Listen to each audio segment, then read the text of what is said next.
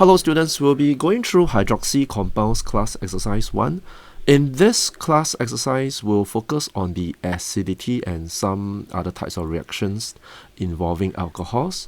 At the same time, you will also notice that we'll be going into certain types or genre of questions that I mentioned before in the halogen derivatives class exercise. So for example, we'll be looking at some form of structural elucidation. There will be A, B, and then question 4 as well.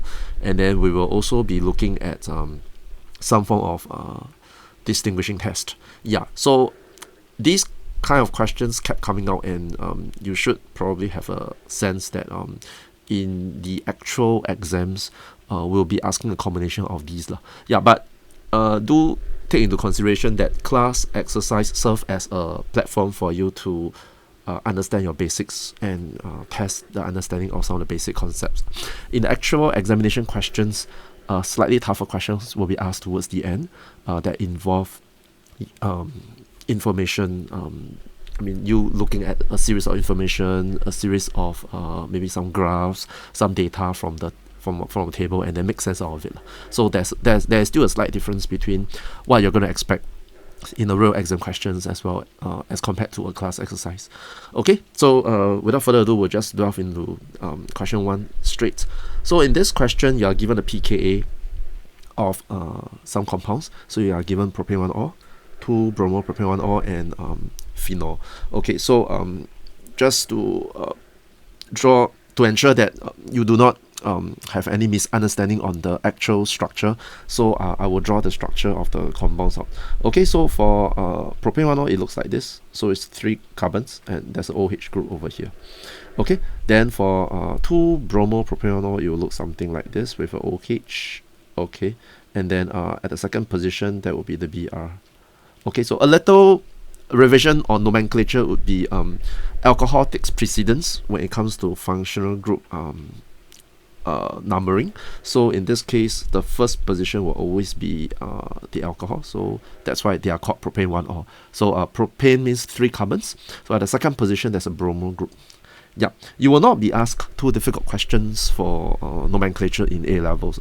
So along the way, if you try to familiarize yourself with some of these basic namings, you should be good to go. Yeah, you don't really need to study that portion. Okay, and then for question 1a, you are asked to explain 1,2-bromopropane 1-ol has a lower pKa than propane 1-ol. We need to understand the meaning of a lower pKa first. Yeah, some of us perhaps in the course of studies you get a bit confused. So lower pKa implies higher Ka. Okay, I hope you do see the relationship because pKa is equals to minus log base than Ka. So a lower pKa implies a higher Ka. And that means that the extent of ionization of 2-bromopropane 1-ol is greater than that of propane 1-ol. Okay, so we can easily understand this by simply maybe looking at the conjugate base. Okay, so if I'm just going to erase these parts, okay, and then I just replace them with a negative charge. Okay, then you will notice that for the case of propane 1-ol, right, the conjugate base is propanoxide, okay, or propane 1 oxide, and there isn't any electron withdrawing group that helps to disperse the negative charge at the oxygen. Okay, there is in fact an electron donating group. I'm going to highlight in orange. Okay, so this electron donating group, right, will actually intensify the negative charge at the oxygen. But in the case of 2-bromopropane 1 oxide, right, the electron withdrawing Br group, because Br is slightly more electronegative than carbon, so it will induce what we call a inductive withdrawing effect through the sigma bonding framework. Yeah, so it is through the sigma bonding framework. There is no pi framework here because all the carbons are sp3 hybridized, so they are tetrahedral in geometry. So the withdrawing effect is only through the sigma bonding framework. So the withdrawing ability, right, will help to partially disperse the negative charge, okay, at the oxygen. So you help to stabilize the conjugate base of 2-bromopropane 1-ol, stabilize it more than that of the conjugate base of propane 1-ol. Yeah, so because of that, you expect the extent of ionization for 2-bromopropane 1-ol to be greater than that of propane 1-ol. So therefore, because the extent of ionization is greater, it leads to a higher concentration of H plus, so therefore a lower pKa. Yeah, so you can remember that when you are trying to explain why one acid or one compound is a stronger acid than the others, right? For the case of H2 chem, right, the focus can almost always be on the stability of the conjugate base, and then you focus on that. Once you focus on that, then you notice that your explanation will tend to be more complete and more wholesome. Yeah, and a common mistake made by students is whenever they try to explain the dispersal of charges, right, it wasn't made very clear whether they are talking about the dispersal of the electron density. Is it from the perspective of the conjugate base, or is it from the perspective of the acid? Yeah, so it can be a little bit confusing for the reader. So just make sure that you are very clear in what you are trying to explain to the audience. Okay, and then next, for the case of why phenol has a lower pK than propanol. So again, for phenol, right, we are looking at the phenol ring. Okay, the phenol ring bonded to a OH. Okay. Yep. Then when we're comparing between the strength of acids, so of course we are looking at the conjugate base so in this case the conjugate base, which is what we call phenoxide. And the usual explanation which I have done quite often is to highlight that for the phenol ring, right, it contains the unhybridized p orbital like this. Okay, and for the oxygen over here, the lone pair, one of the lone pair is parallel to the p orbitals in the phenol ring. Okay, and because of that, the lone pairs of electrons on the oxygen can partially delocalize into the phenol ring. Now, the keyword here is partially delocalize. Yeah, so don't get me wrong, it will not completely delocalize. The reason is oxygen is still more electronegative than carbon, so there is no reason for the electron density to be so-called spilled over entirely into the pi framework of carbon. Yeah, so but this partial delocalization is good enough to help to stabilize it much more than that of the conjugate base of propanol. Yeah, so because of that, phenol has a lower pKa as compared to propanol. So you need to be very clear in or about what you are explaining. The common mistake made by students is that when they try to explain it, right, they are not very clear whether they are talking about phenol or phenoxide. Yeah, so you have to ensure that you're comparing between apples and not comparing between apples and oranges. Yeah, so on one hand, you need to highlight that you're comparing between phenoxide and propane 1 oxide. You're not comparing between phenol and propane oxide. You have to be very clear in this. Yeah, okay, so if that's the case, you understood this, I think that should be fine. Okay, so we'll move on to question 2. Okay, so for question 2, we have lactic acid. It can be prepared in the lab from prop 2-in-1-or, okay, by a series of reaction. Okay, so if you're not very sure how this is drawn, because it's written in what we call a condensed structural formula, then I can actually draw it out. It looks like this. Yeah, so again, the alcohol takes precedence, so that's why it's 1-or, and then the alkene will be at the second position. And then lactic acid looks like this. So lactic acid has a OH here at the second carbon, and then the carboxylate acid over here. Yeah, so if I number the carbon, that will be 1, 2, and 3. So you notice that the second position gains an OH, and of course the CC double bond is gone, and then carbon number 1, being the primary alcohol, is being oxidized. Yeah, and you are given this particular reagent condition, potassium dichromate dilute H2SO4 heat. Although they did not say heat under reflux, but they did not say it's heat with immediate distillation. Yeah, so in this case, I expect that no aldehydes will be formed, so the alcohol, the primary alcohol, will be completely converted into the carboxylate acid. Yeah, so in this case, the structure of X, I will expect it to be the carboxylate acid. Okay, so this will be the answer. For the conversion of X to lactic acid, we have to be very careful on the condition or the reagents and condition we chose. The reason being, this is prepared in the lab, so it has to be something that we can do in the laboratory.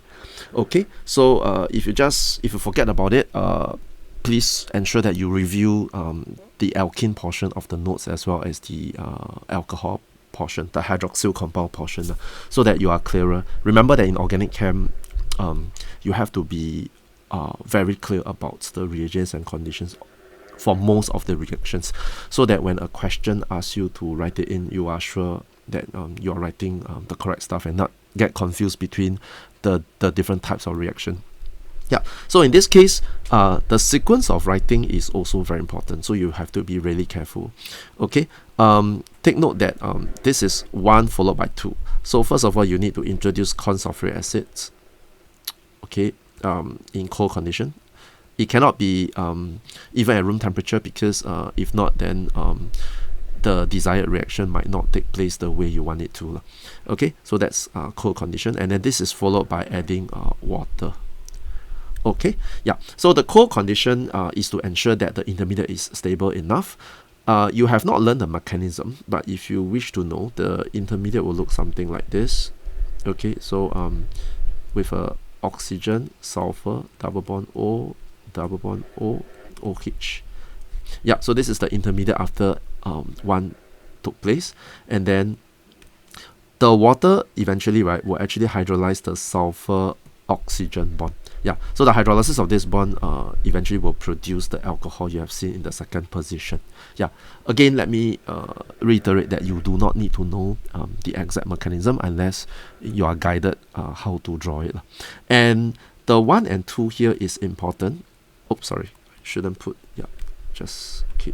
The 1 and 2 over here is important. Yeah, we have seen students writing corn sulfuric acid, comma, cold, comma, water. This is entirely wrong, because when you write it like that, it seems to imply that you are adding corn sulfuric acid, cold condition, and water together. But this is not the case. Okay, so if you want to show before and after, it's either you number them like 1 and then 2. If not, you can say corn sulfuric acid in cold condition followed by adding H2O. Yeah, that is okay as well. Okay, next we look at 1b. You were told that lactic acid, when you heat it under reflux with a few drops of corn sulfuric acid, you get an interesting compound, C6H8O4. And then they ask you to suggest a structure for Y. Okay, I think if you look at lactic acid, there's a total of 3 carbons. So maybe we can write the molecular formula of lactic acid. It will be C3. C3. Let me just count the number of H. 3, 4, 5, 6. Okay, H6. O. Okay, then now you notice that the number of carbons actually doubles. Yeah, so it is likely that lactic acid reacts with itself. Okay, and this particular condition, right, if you check out your notes, it's the formation of esters. Yeah, okay, so it leads to the formation of esters.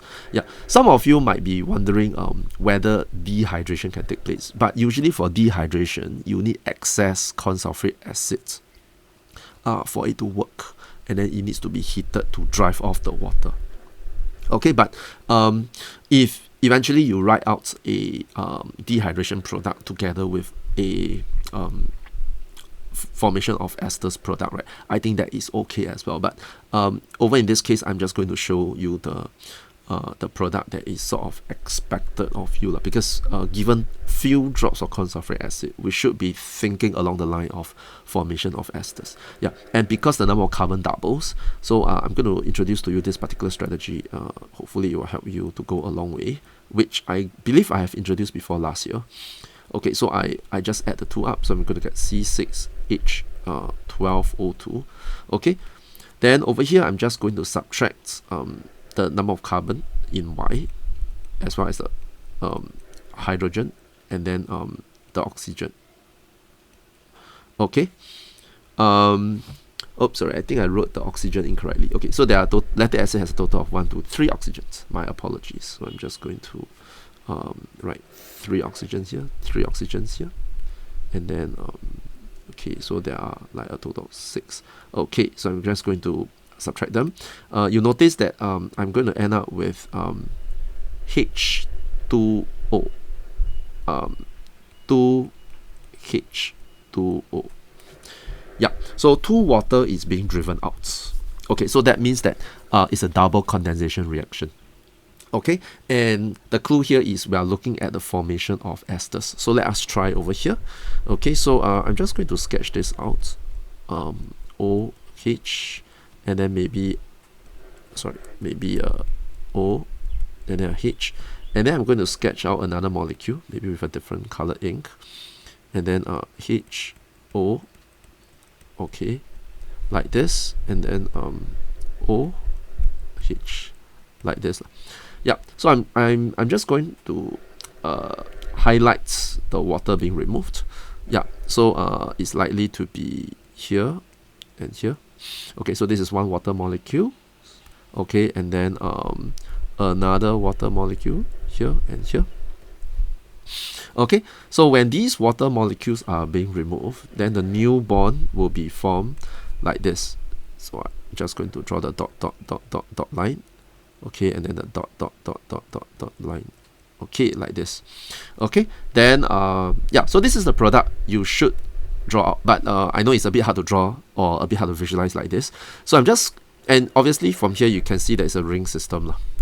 Okay, so I'm just going to count the number of ring.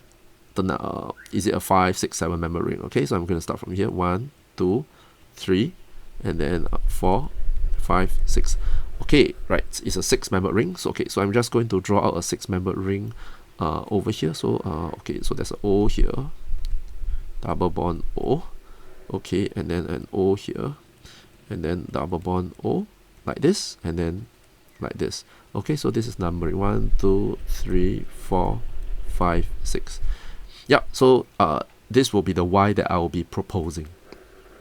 Okay, I hope that is okay with everyone.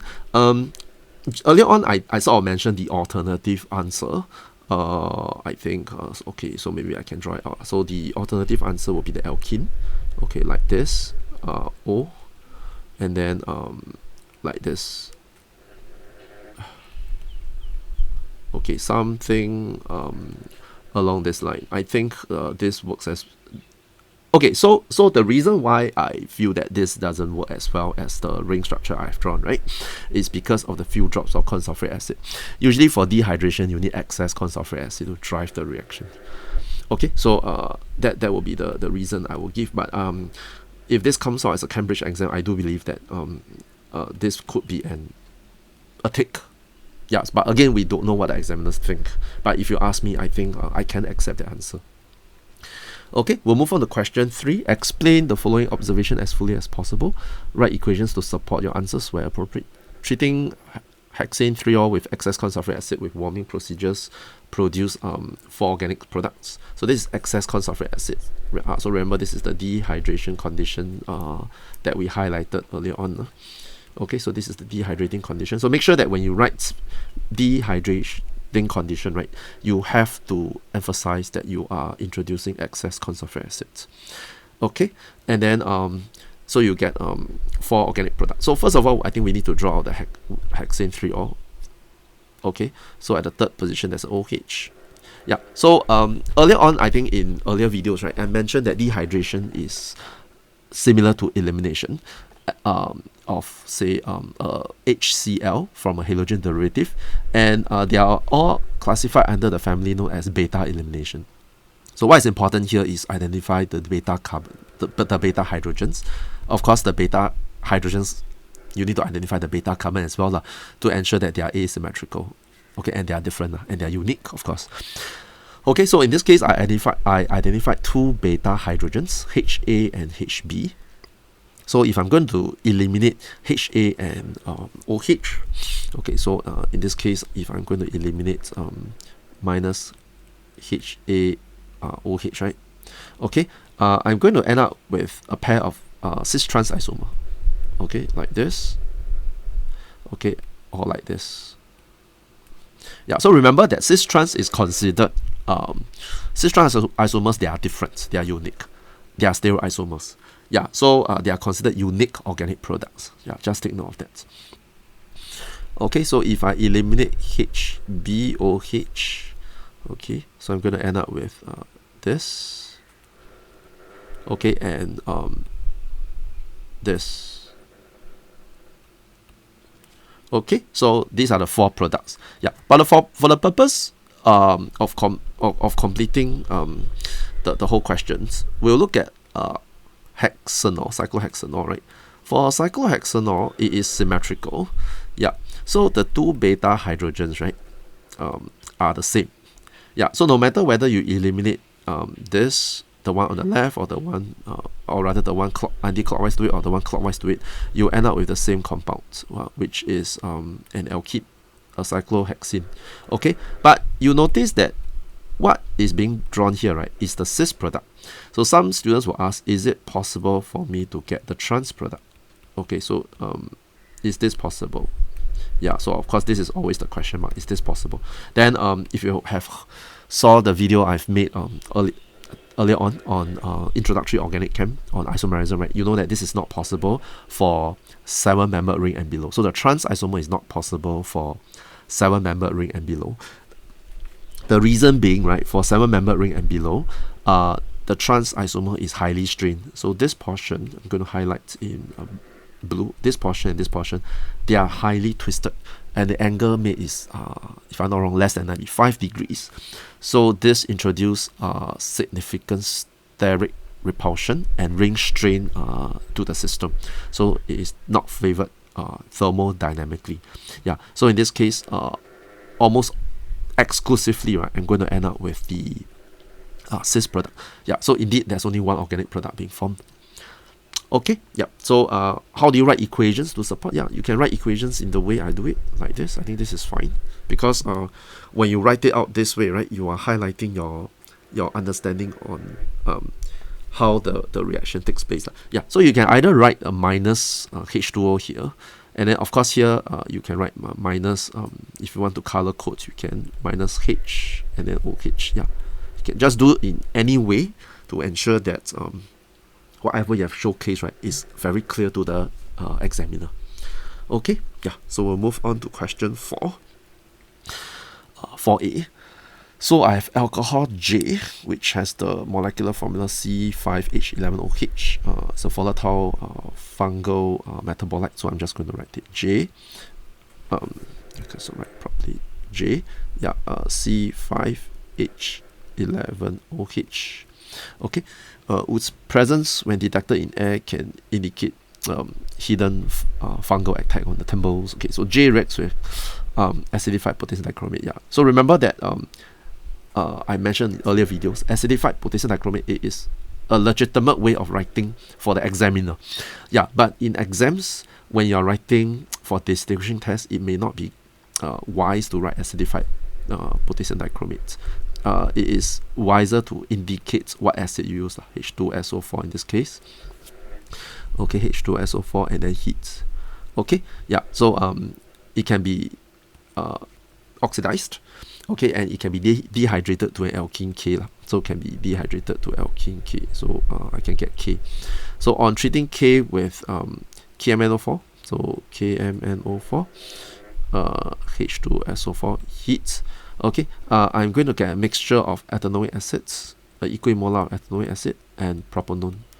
Okay, this is perhaps going to be the biggest clue on the possible identity of K.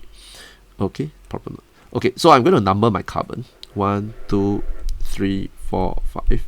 Yeah, because this is a simple elucidation, structural elucidation kind of question, right? Yeah, simply by looking at this, right, I'm able to tell you what K is, because I will be able to explain that the CC double bond in K, right, is between carbon 2 and carbon 4. Yeah, the reason why that is the case is because, right, oxidative cleavage happens at the CC double bond. Yeah, so we all know that. Yeah, and then after the CC double bond gets cleaved, the original sp2 hybridized carbon will gain an oxygen. So either one oxygen or two oxygen, depending on whether you end up with ketones or you end up with a carboxylic acid. Yeah, so I can easily conclude this. So with this idea in mind, right, then I can easily draw out K. So K will be like this with a double bond like this. Okay, so if I'm going to number it, that will be 3, 4, 5, 1, 2. Okay, so this is likely to be my K. Yeah, and what could my J be? Yeah, so J could take on two possible identity. So J could be like this, a tertiary alcohol, okay, or a secondary alcohol. Yeah, so two possibility. Yeah, but remember earlier on over here that J can be oxidized. So because J can be oxidized, then it cannot be a tertiary alcohol. So therefore the identity of J must be a secondary alcohol. Yeah, okay, so these are the reasonings you need to give. So two very important key reasonings to get J and K. Yeah, so I mentioned earlier on the key reasoning or the key ideas I need to present how I have obtained my K from propanone and ethanol acid is that carbon 2 and 4, because they contain the double bond oxygen or the carbonyl oxygen, originally they must be part of the CC double bond. Yeah, so that's how I got my K. Yeah, and from K, in order to get K, there are two possible alcohols: the tertiary alcohol I've drawn and the secondary alcohol. Yeah, but because of the key information that J can be oxidized by potassium dichromate, I know that it can't be the tertiary alcohol, so therefore it should be the secondary alcohol. Yeah, so that is how you make a deduction, point by point. And this is how we train you in coming up with the answers, because you notice that the questions gets increasingly more difficult, but so far I think it's still quite manageable. Okay, yeah. And then for part B, describe how the three alcohols PQR with molecular formula C5H11OH could be distinguished using acidified potassium dichromate and other reagents. There must at least be one positive test for each reactions. Okay, so yeah, you're having some isomers here, so maybe I can draw everything out. So P is a primary alcohol. Okay, then Q is a secondary alcohol. Okay, and then R will be a tertiary alcohol. So R will look like this. Okay, 1, 2, then OH. Okay, so R is a tertiary alcohol. Yeah, so how do we distinguish them? Yeah, I think first, because we need to use potassium dichromate acidified, right? So I think the one that is the most clear cut that I will use is first the Alder form test. Okay, so I hope that that's okay, because the Alder form test allows me to know that Q contains the structural features with a methyl group bonded to a carbon that is also bonded to a OH and a H. Yeah, so the Alder form test is the most clear-cut ones that allows me to tell them apart. Yeah, so what I will do is I will first do the Alder form test. So remember that I usually like to tabulate my answers, so I will just write it out the way I will.